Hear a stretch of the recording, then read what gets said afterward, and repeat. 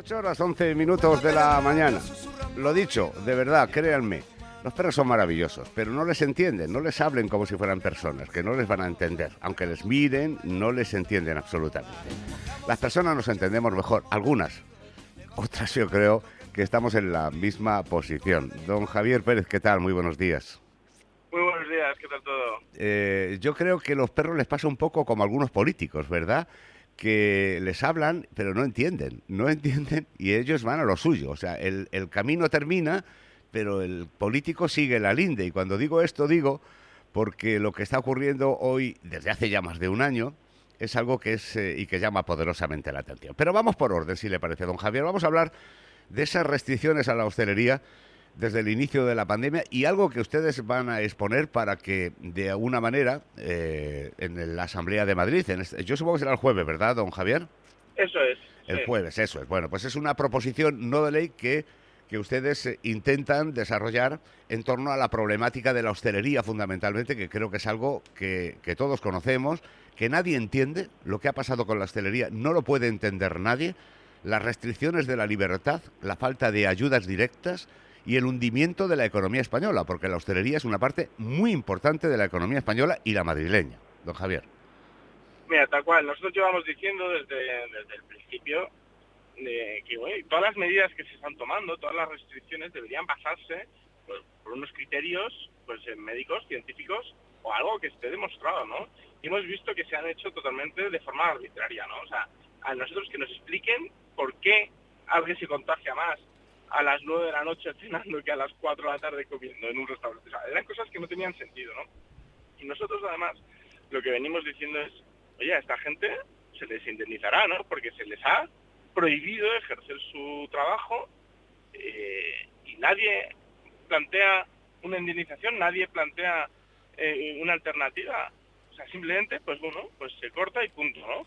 A nosotros nos parece que ha creado una situación de injusticia a este sector tremenda, un sector que da mucho trabajo, un sector del cual Madrid se nutre, que da trabajos a otros muchos también, porque la hostelería no solamente son restaurantes que trabajan lo que es cocineros y camareros, sino que pues hay muchos sectores detrás, pues toda la industria de la alimentación, el transporte, lavanderías, de todo, ¿no? Claro. Que también ha sido una rueda que ha girado, ¿no?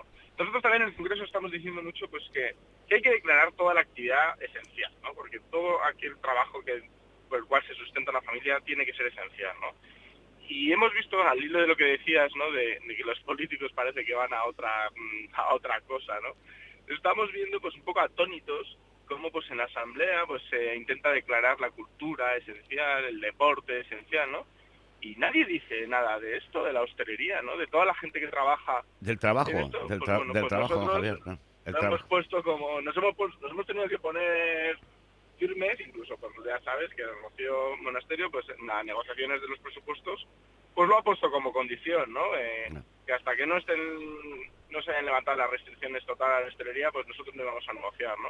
Y Déjeme, afortunadamente hemos visto que algo nos van haciendo caso. déjeme que le haga un pequeño paréntesis. Verá, si usted tiene una empresa, usted es empresario o incluso es funcionario, y le echan a su casa por cualquier tipo de razón, por un ERE, por cualquier historia, usted es indemnizado o bien por la empresa o Eso bien es. por aquel que le obliga a parar. Bien, y me parece razonable, porque si a usted le impiden realizar el desarrollo de su trabajo, pues tiene que ser indemnizado. ¿Cómo es posible que en un país... Es que esto no se puede entender. Yo lo dije ya en marzo y me parece que seguimos en las mismas. No se puede entender que tú le obligues a un hombre a echar el cierre y no le des nada a cambio, absolutamente nada. Y decir, que me digan a mí que le van a bajar el autónomo. O sea, venga, por el amor de Dios. Vamos a ser un poco Claro. honestos. Ese hombre Sí, tiene que sí, pagar el sí. alquiler, la hipoteca, la comida de su familia. Hombre, hombre. Mira, lo primero que se debería haber hecho es no cobrar los impuestos a esta gente, ¿no? Es decir, haberles hecho Como ya no punto de partida, una claro. moratoria, sino una condonación de los impuestos a todo este sector tan afectado, ¿no? Incluso si hay alguno que tengan alguna deuda con la administración, es decir, que la administración le debe algo, pues que se condene de esa forma, ¿no? Es que además, con eso ya no valía, hay que hacer unos ingresos hay que inyectar liquidez directamente con ayudas directas al sector, ¿no? Aquí también nosotros hay una cosa que decimos mucho, y lo hemos visto, es lo ineficaz que es la administración muchas veces para esto, ¿no? estamos muy acostumbrados ahora en estos años que desde que llegamos a la Asamblea, que nos hemos estudiado pues cómo funciona la administración y cómo funciona todo, pues te das cuenta que para gestionar el dinero público casi necesitan 2 euros para dar 1 euro la administración. O sea, tienen una maquinaria enorme que es ineficaz, ¿no? Entonces nosotros ahora lo que estamos pidiendo es adelgazar el sistema, adelgazar la administración, reducir el estado de la autonomía, hacerlo más pequeño, porque además pensamos que es mucho más eficaz, ¿no? Y dar liquidez a las empresas, y ayudas directas de verdad, o sea, y rápido y urgente, porque si no se nos muere. Déjeme que le haga una pregunta, don Javier, porque es verdad que la hostelería ha sido tratada de forma diferente en los 17 estados que tenemos dentro de uno mismo, con lo cual, si ahora hubiera que echar cuentas porque hubiera un pronunciamiento judicial, que ya lo ha habido y ustedes se van a hacerse eco de ello, y hubiera que echar hacia atrás con carácter retroactivo, indemnizar a todos estos hosteleros, es que habría que hacer 17 indemnizaciones diferentes, porque aquí en Madrid, afortunadamente, han tenido un tratamiento mucho mejor que en el resto de comunidades donde, bueno, les han arruinado del todo, ¿no? ¿Cómo se podría hacer esto? Y sobre todo, ¿tiene competencia en la Comunidad de Madrid para esto? ¿Tiene dinero para hacer esto? Pues aquí se podría ver, sería debatible y habría que verlo, ¿no? Es verdad que todo, en general, todo este estado de alarma ficticio, ¿no?, que se han inventado desde el gobierno, nosotros ya lo tenemos recurrido, lo tenemos recurrido al Tribunal al Constitucional, que tiene obligación de contestar en 15 días, y no ha contestado, ni creo que conteste hasta que pase el estado de alarma, ¿no? Claro. Porque realmente pues, consideramos que un estado de alarma no puede suponer una privación de estas libertades a este nivel, ¿no? Además que se ve que lo han hecho para otras cosas, ¿no? La administración ha sido incapaz de hacer test masivos, ha sido incapaz de mejorar el sistema sanitario y ha sido incapaz ahora de vacunar masivamente, ¿no? Y sin embargo, ¿quién es el culpable? Pues la hostelería, ahora el ciudadano que se contagia en casa y toda la responsabilidad va al ciudadano.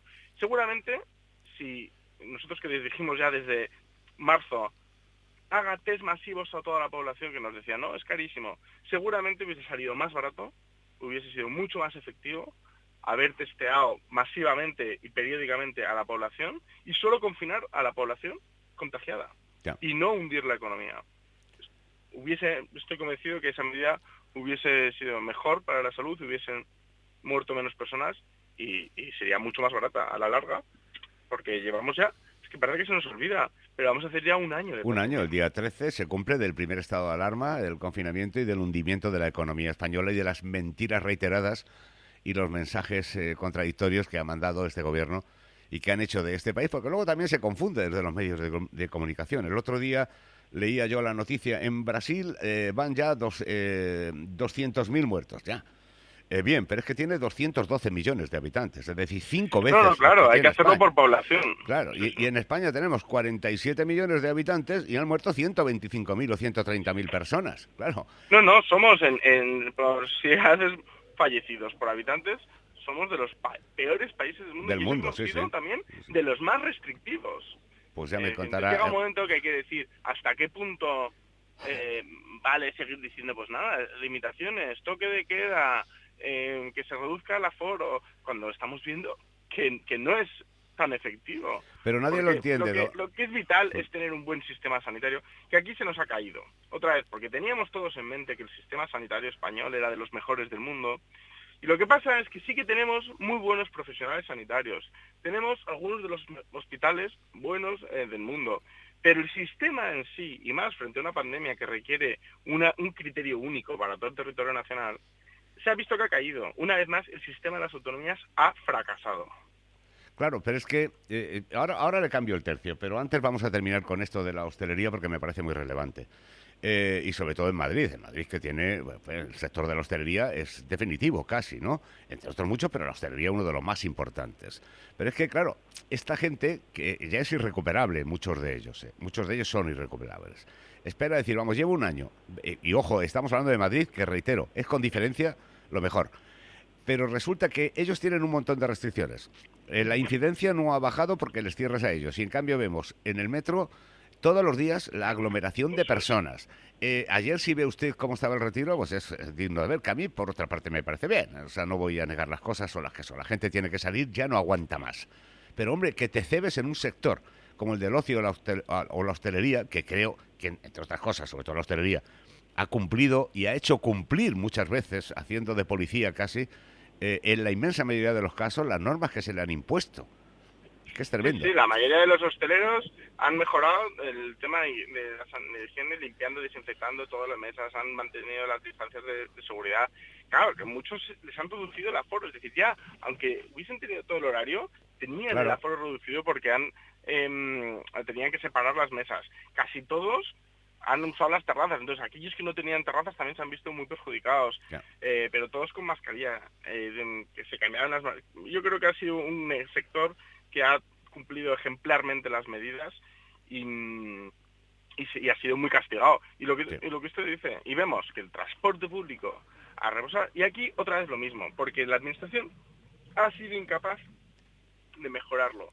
Tienen el transporte público saturado, ya siempre al 100%, entonces cuando pasa cualquier cosa, pues no lo pueden mejorar, porque ya lo tienen al 100%.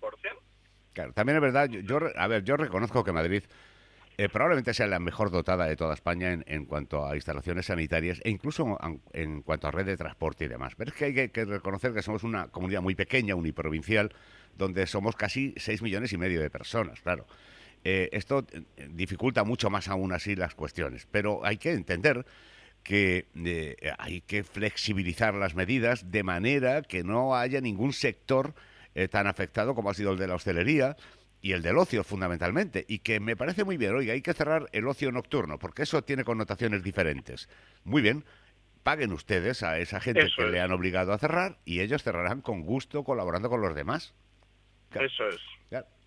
Bueno, ahora sí que le cambio el tercio del todo, ¿verdad? Porque usted supongo que es aficionado al fútbol, don Javier, ¿no?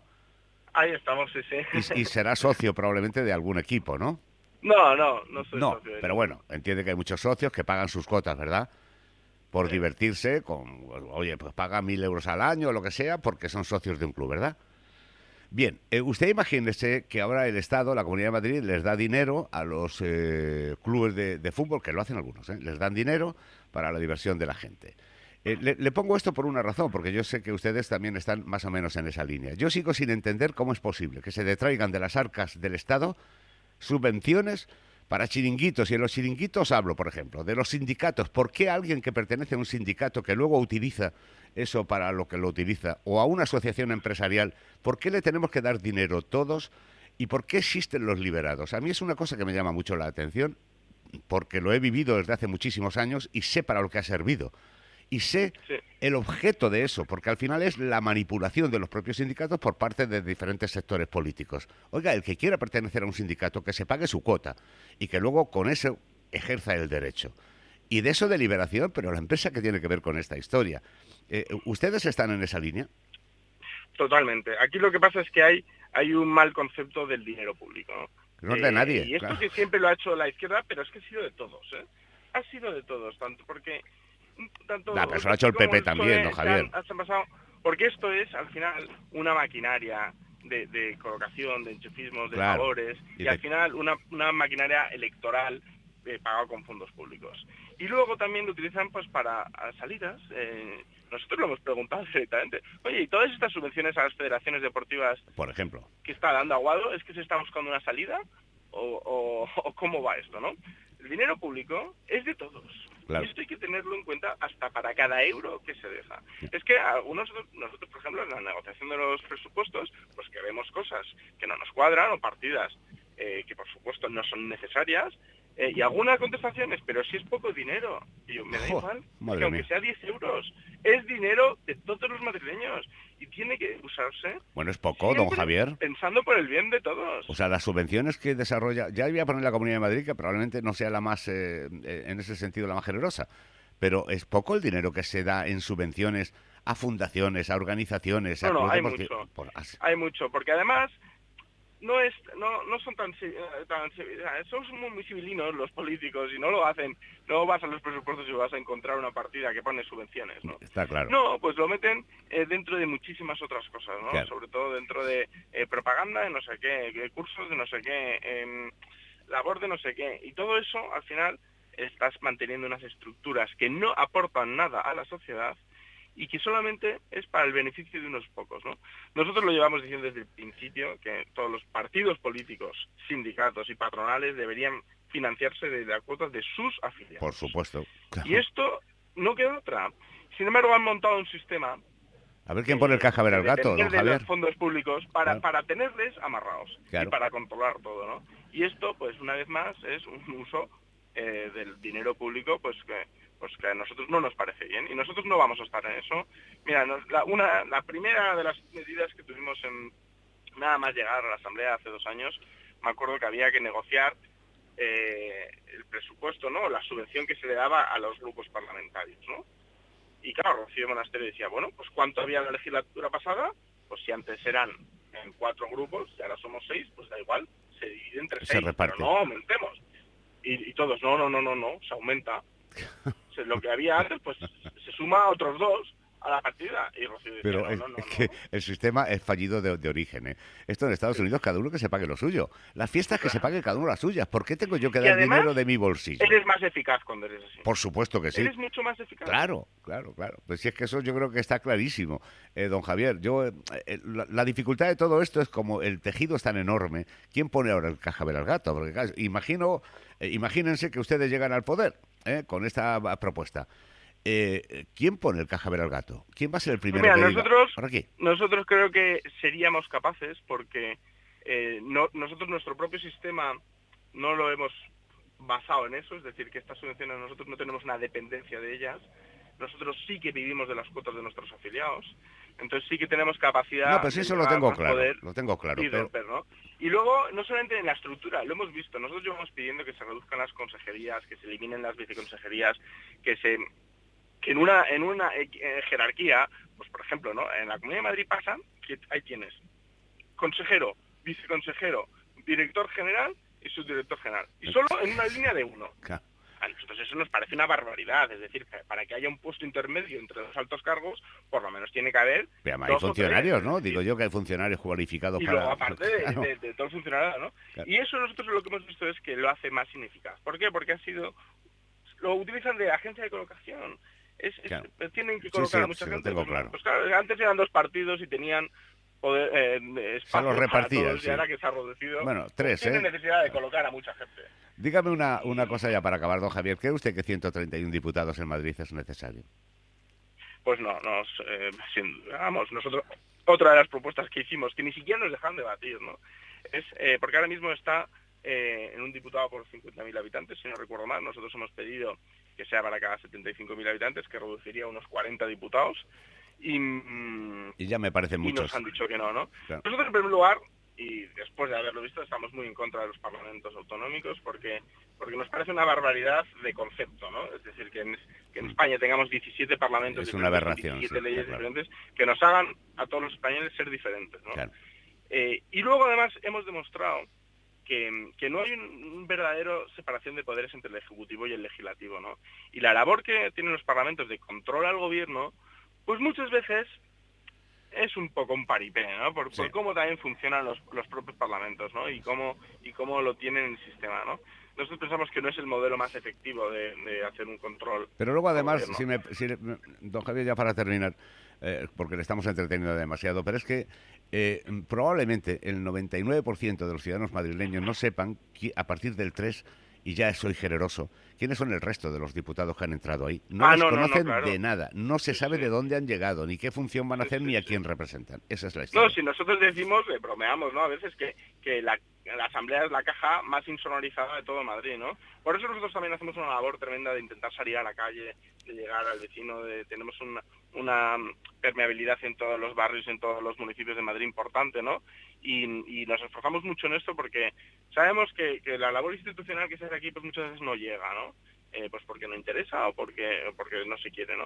Pero nosotros tenemos ese empeño de intentar llegar a todo el mundo pues con nuestras propuestas que lleguen, nuestros discursos, y por eso intentamos hacer una labor pues mucho más de calle, mucho más de comunicación en todo ese sentido, y ahí estamos, pero efectivamente yo creo que hay un desconocimiento tremendo sobre quiénes son los diputados de la Sin Asamblea, qué duda. hace la Asamblea, para qué vale, y cuál es nuestra función, ¿no?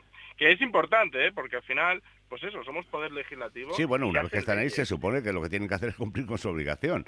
Pero Claro, sí, reitero, si el problema es que el sistema se basa o falla desde el origen, que ese es el problema. falla, tal cual. Pues don Tal Javier, cual, sí, sí, don Javier Pérez, que es- como siempre es un placer, de verdad, hablar con usted. muchas Gracias. gracias. El Buenos placer es días, mío. gracias, buenos Buenos días, días. hasta luego. Javier Pérez es consejero de Vox en la Asamblea de Madrid. Y reitero, es que es un problema de sentido común. Es que, ¿por qué tenemos que tener 130 diputados? Segundo, ¿quiénes son?